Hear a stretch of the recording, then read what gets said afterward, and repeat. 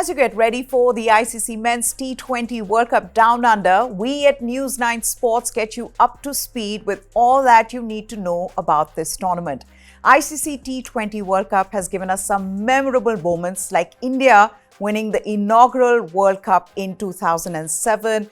And if you remember, Yuvraj Singh's 6 sixes of Stuart Broad in 1 over. That was such a huge talking point in that edition of the World Cup. So let's get you all the details about this World Cup. Firstly, this is the 8th edition with 16 teams playing 45 matches from 16th of October to 13th November.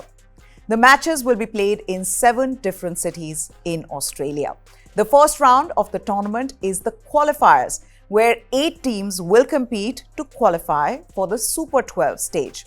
These teams are divided in 2 groups. Group A has Namibia, Netherlands, Sri Lanka, and the United Arab Emirates. Group B has Ireland, Scotland, West Indies, and Zimbabwe. Now, the top 2 teams from each group will qualify to the Super 12 stage. The Super 12 already has 8 teams in it, again divided in 2 groups.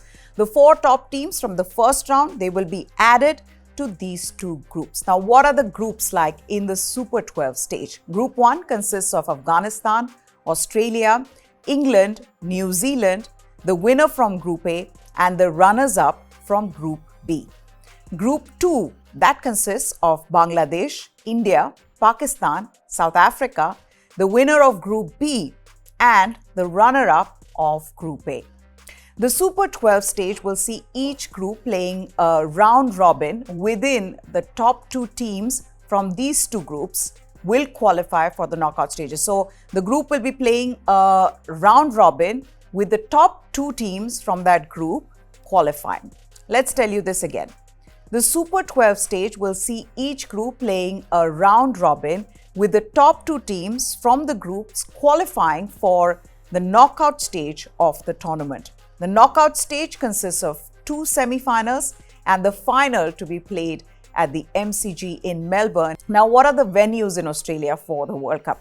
The matches will be played at the Melbourne Cricket Ground in Melbourne, at the Adelaide Oval in Adelaide, in Sydney at the Sydney Cricket Ground, the Gabba in Brisbane, Cardinia Park in Geelong, Bellerive Oval in Hobart, and the Perth Stadium. Let's also talk about what they are playing for, the prize money. The prize money remains the same as the last T20 World Cup in 2021. All 16 teams competing will receive part of the $5.6 million kitty that's up for grabs. The winner will collect $1.6 million and the runners-up will receive $800,000.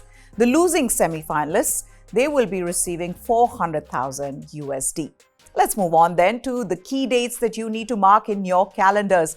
16th October to 21st of October, that is the round 1. The first round of the tournament that begins with the opening match of Group A between Namibia and Sri Lanka on 16th of October. This round finishes on 21st of October with back-to-back Group B matches in Hobart.